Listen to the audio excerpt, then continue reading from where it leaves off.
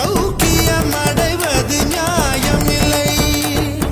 கவலைக்கு மருந்திந்த ராஜதவம், கண்ணீர் கூட போதையின் மறுவடிவம். வழியது வாழ்க்கையது விளங்கவில்லை, வட்டத்துக்கு தொடக்கமும் முடிவும் இல்லை. கையில் கோப்பை இல்லை என்றால் கற்பனை வரைவது நின்றுவிடும்.